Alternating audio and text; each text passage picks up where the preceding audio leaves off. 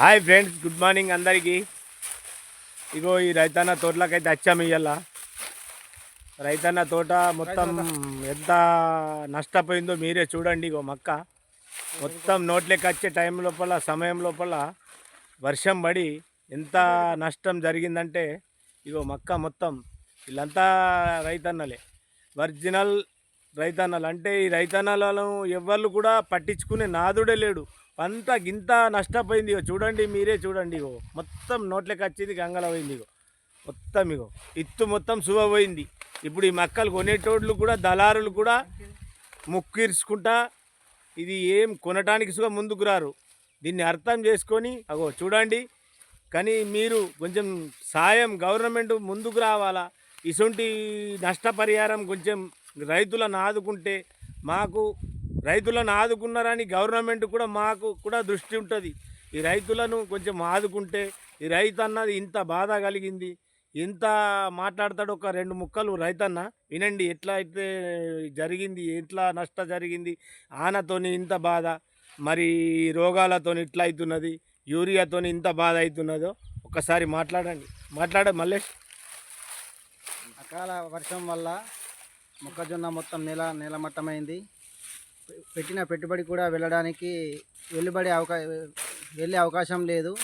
కాబట్టి దీన్ని రేవంత్ రెడ్డి ఏదైనా చర్య తీసుకొని పెట్టుబడి పెట్టిన పైసలన్నా నష్టపరిహారం కింద చెల్లిస్తే బాగుంటుందని కోరుకుంటున్నాం. రేవంత్ అన్నకు ధన్యవాదములు.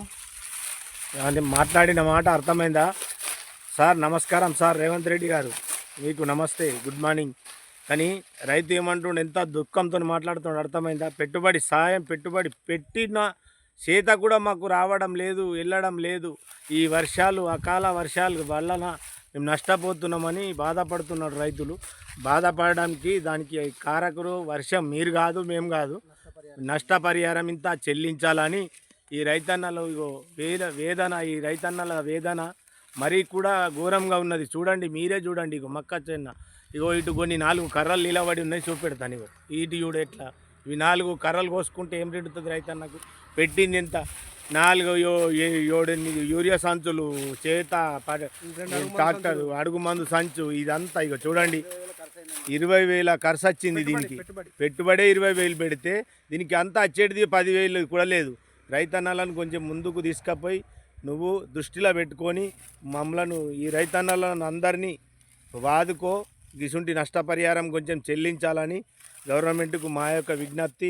మా యొక్క రైతులను ఆదుకుంటామని ఆశించి వీడియో చేయడం జరుగుతుంది. ఇగో చూడండి, ఈ మక్క చూసి మీరే అర్థం చేసుకోండి. ఇంత ఘోరమైన పరిస్థితి అయిపోయింది. నమస్తే, గుడ్ మార్నింగ్ అందరికీ. చూడండి ఫ్రెండ్స్, లైక్ చేయండి ప్లీజ్.